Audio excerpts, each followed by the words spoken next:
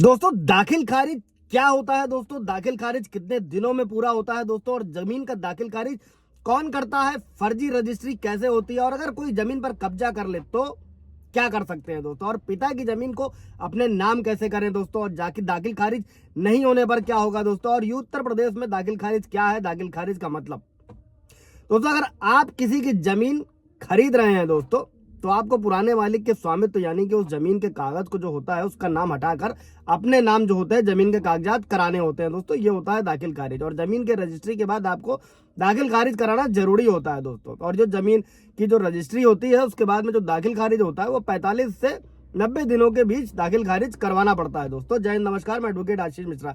Like कर दीजिएगा दोस्तों, शेयर कर दीजिएगा, सब्सक्राइब कर दीजिएगा ताकि ये इन्फॉर्मेशन और लोगों को मिल सके दोस्तों।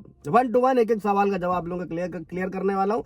कई सारे व्यूअर्स के सवाल थे दोस्तों। अभी बढ़ते हैं दोस्तों कि जमीन का दाखिल खारिज कौन करता है दोस्तों। तो दाखिल खारिज करने के लिए जो भी आपका क्षेत्रीय लेखपाल होता है वो जांच पड़ताल करता है दोस्तों। इसके बाद फाइल को प्रमाणित करके आगे भेजता है। उसके बाद ये फाइल तहसीलदार के पास जाती है। तहसीलदार इस फाइल को कोर्ट तक पहुंचाता है और फिर कोर्ट जो होती है वो विक्रेता को नोटिस जारी करता है और विक्रेता से सारी जानकारी ली जाती है। और अगर सब सही है तो खरीदार का जो नाम होता है वो राजस्व विभाग के अभिलेखों में दर्ज कर दिया जाता है दोस्तों। ये होता है दाखिल खारिज। अभी आगे समझते हैं दोस्तों कि रजिस्ट्री में गवाह कौन हो सकता है दोस्तों। तो 2 गवाह होने जरूरी होते हैं। ऐसा कोई भी व्यक्ति हो सकता है जो विक्रेता और खरीदार की पहचान का हो। अभी दोस्तों फर्जी रजिस्ट्री कैसे होती है? तो दोस्तों जो फर्जी रजिस्ट्री है वो कुछ सरकारी अफसरों की मदद से हो जाती है और ये लोग जमीन के फर्जी कागज बनाते हैं और नकली मालिक को भी बनाते हैं और इससे जमीन की फर्जी रजिस्ट्री हो जाती है। इसीलिए मैंने इस पर एक पीछे वीडियो बनाया हुआ है। जब भी आप रजिस्ट्री करने जा रहे हैं, किसी जमीन दुकान मकान को खरीदने जा रहे हैं, तो कौन कौन से पेपर चेक करने हैं दोस्तों उसका ब्रीफ वीडियो है, आप जाकर देख सकते हैं। इसके बाद दोस्तों अगर कोई जमीन आपकी है और उस पर किसी ने कब्जा कर लिया है दोस्तों, तो आप क्या कर सकते हैं? इसके लिए सबसे पहले पुलिस में एफआईआर, उसके अलावा एसपी के पास जा सकते हैं। और इन सबसे अगर आपका काम नहीं बनता है दोस्तों तो आप एसडीएम कोर्ट में भारतीय नागरिक सुरक्षा संहिता की धारा 164 के तहत कब्जे को वापस पा सकते हैं दोस्तों। 1 जुलाई 2024 से नए कानून लागू हुए हैं और ये भारतीय नागरिक सुरक्षा संहिता की धारा 164 है जो आप अपने एसडीएम कोर्ट में एप्लीकेशन लगा सकते हैं इस धारा के तहत। इस धारा में एसडीएम आदेश करता है दोनों पक्षों को और जिसके पास पेपर होते हैं उसको वास्तविक कब्जा प्रेजेंट टाइम में दिला दिया जाता है दोस्तों।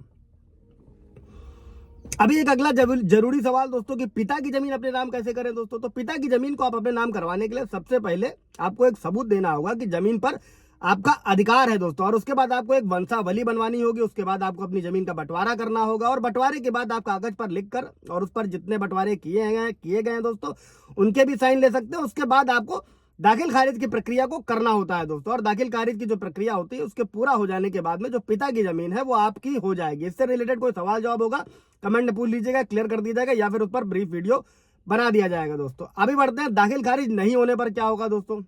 दोस्तों किसी भी जमीन को खरीदने के बाद दाखिल खारिज करवाना बहुत ही जरूरी होता है। और अगर खरीदार द्वारा दाखिल खारिज 45 से 90 दिनों के अंदर नहीं करवाया जाता है दोस्तों तो उसका उस जमीन पर कोई अधिकार नहीं रहेगा, बशर्ते कि इस पर भी सुप्रीम कोर्ट का एक जजमेंट है कि रजिस्ट्री मान्य है। उस पर ब्रीफ वीडियो आप जाकर देख सकते हैं दोस्तों। अभी अगला सवाल लेते हैं कि यूपी दाखिल खारिज में अगर उत्तर प्रदेश में करा रहे हैं तो उसमें क्या क्या दस्तावेज लगते हैं दोस्तों। तो सबसे पहले तो जमीन रजिस्ट्री की जो कॉपी होती है उसकी 2 फोटोकॉपी लगती है दोस्तों। शपथ पत्र यानी एफिडेविट लगता है, स्टैम्प पेपर लगता है और जो प्रॉपर्टी टैक्स का भुगतान होगा या इसकी रसीद होगी ये सब लगता है दोस्तों।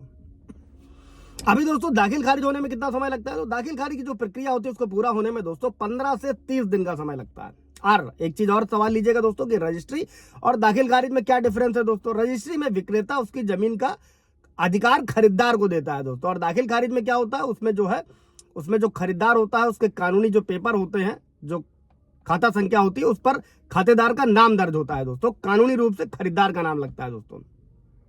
इसके बाद एक और इंपॉर्टेंट सवाल दोस्तों कि क्या मैं म्यूटेशन के बिना जमीन बेच सकता हूं दोस्तों। तो आप म्यूटेशन के बिना जमीन नहीं बेच सकते हैं दोस्तों।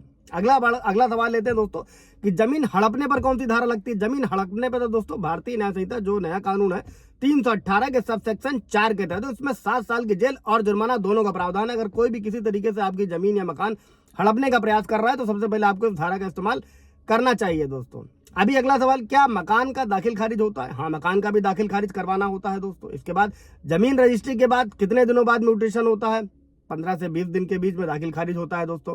अगर एक और इंपॉर्टेंट सवाल दोस्तों मेरे व्यूअर्स का यह था कि अगर बेटी के नाम कितनी जमीन रख सकते हैं दोस्तों। तो बेटी के नाम पर जमीन का जो बराबर हिस्सा रखा जाता है क्योंकि बेटियों को भी बराबर का अधिकार दिया गया है हर प्रॉपर्टी में पिता की।